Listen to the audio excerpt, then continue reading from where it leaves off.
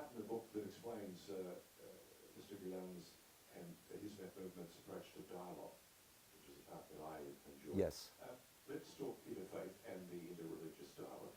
What are the messages and what are the thoughts of Gulen that you value most? First of all, I'll repeat what I said earlier, which is his conviction that has become more and more strong since the early 90s, that it's about humanity and it's about the planet and it's about all of us working together. And second of all, in his humility, and in this regard there's a direct line back to Rumi and Ibn Arabi. Ibn Arabi writes, I go into a church, I go into a mosque, I go into a synagogue, I see one altar. So these guys are dyed-in-the-wool Muslims, and yet by virtue of being mystics, and part of the goal of the mystic is to be filled with God.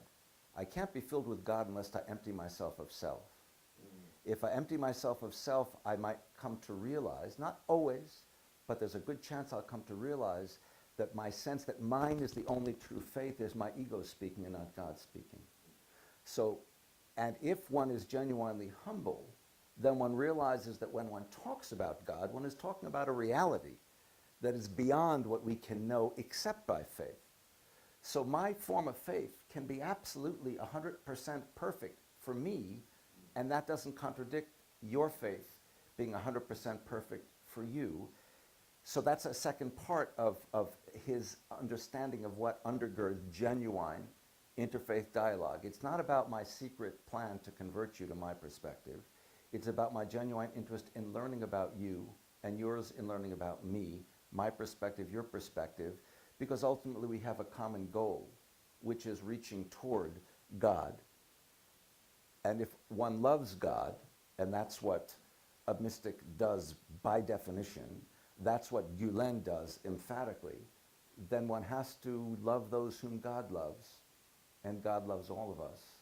So if I'm really true to my own convictions, I have to love everybody. So I don't close my mind, I open my mind. Exactly. And by the way, one of his comments was, you know, atheists who are doing good works are also doing God's work. They just don't know it. So his vision encompasses those who don't believe in God. One doesn't even have to, if one's thought precipitates the kind of action that works toward improving the world. I can remember the first time we brought up with the Donikian in 2017, and I remarked when I spoke to him that here I was, Greek, Armenian, Christian from Australia, which he took at first glance. The worst part of that is Australia, of course, right? Yeah.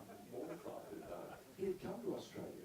I know, in the yes. 90s, and I had an opportunity, I've been invited, and it's a crazy